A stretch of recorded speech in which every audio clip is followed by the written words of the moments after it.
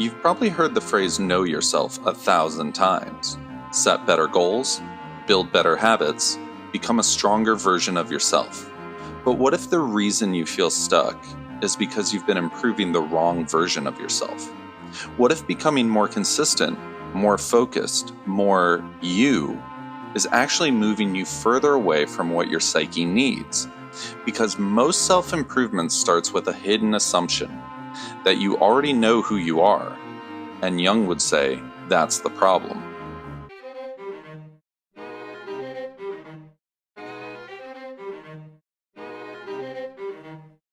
Most self-improvement asks, how can I be better? How can I perform better, feel better, function better? And there's nothing wrong with that, but that question comes from the ego, and the ego is partial. It has to be. You can't live every possibility at once. So you choose. You develop certain traits, you build an identity, you become someone. And it feels like clarity, like you've figured yourself out. But every choice creates a remainder. Parts of you that didn't make it into the story, the qualities you didn't develop, the emotions that didn't fit, the impulses that didn't align with who you decided to be. And those parts don't disappear.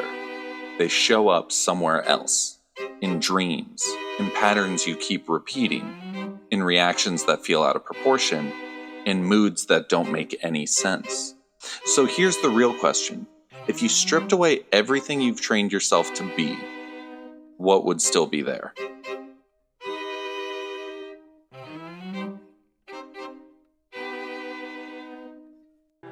Your unconscious isn't trying to sabotage you. It's trying to correct you. Imagine someone who lives entirely through logic. They plan everything, optimize everything, solve every problem by thinking harder.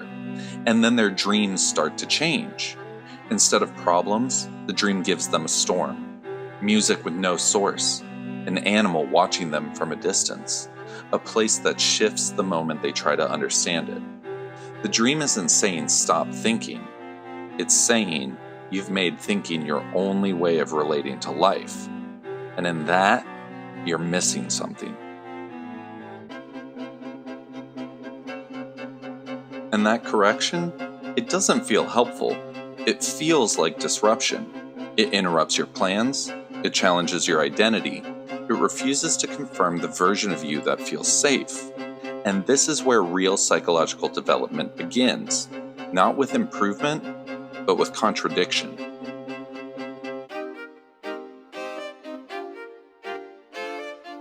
There's an idea rarely talked about that real growth isn't becoming more of what you already are. It's becoming whole. And wholeness begins with something uncomfortable. The realization that your self-image isn't wrong. It's just incomplete. The ego says, this is me. This is who I am. But something deeper answers, not all of you. Real growth isn't adding something new. It's reorganizing what's already there. It's integration. It's learning to listen to the parts of yourself you've ignored, avoided, or explained away. This is why your recurring dreams matter, why certain patterns won't leave you alone, why some emotions keep returning even when they don't make sense. Your unconscious isn't broken, it's balancing you. So here's a question most people never ask. What part of me have I left out of the story? Not because it was bad, but because it didn't fit. Maybe it's the part that feels instead of thinks, the part that resists control, the part that wants meaning instead of productivity. Maybe it's just chaos.